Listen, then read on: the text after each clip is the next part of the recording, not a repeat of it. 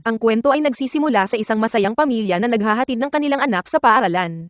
Ngunit sa isang iglap, sila ay naaksidente, at ang mag-asawang militar ay hindi nakaligtas. Maswerteng nakaligtas ang kanilang anak, si Bayman, na inampon ng kanyang tiyahin, isang pulis. Dahil sa trahedyang ito, si Bayman ay lamaking malungkot at madaling magalit.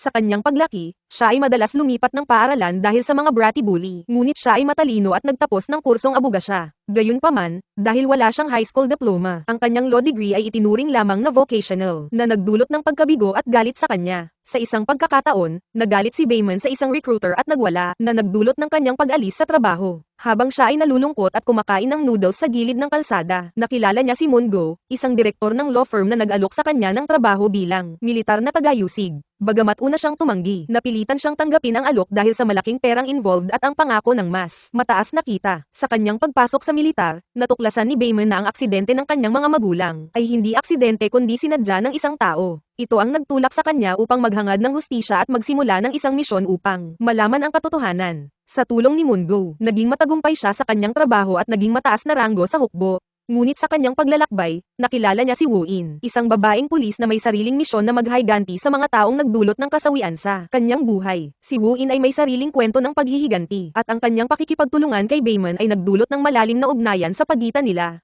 Parehong may mga pangarap at layunin na maghiganti sa mga taong nagdulot ng sakit at trahedya sa kanilang buhay. Sa kanilang pagtutulungan, natuklasan nila ang mga lihim at katiwalian sa loob ng militar at sa mga taong nasa kapangyarihan. Ang kwento ay puno ng intriga, paghihiganti, at pagtuklas sa katotohanan.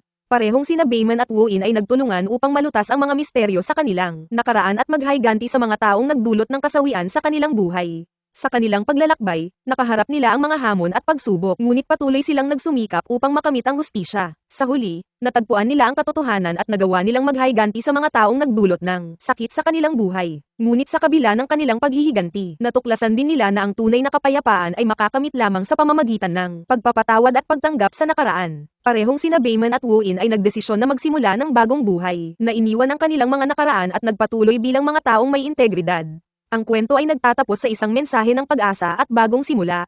Parehong sina Bayman at Woo In ay nagtagumpay sa kanilang mga layunin at natagpuan ang tunay na kahulugan ng hustisya at kapayapaan. Sa kabila ng mga pagsubok at trahedya, nagawa nilang magsimula muli at magpatuloy sa buhay na puno ng pag-asa at determinasyon.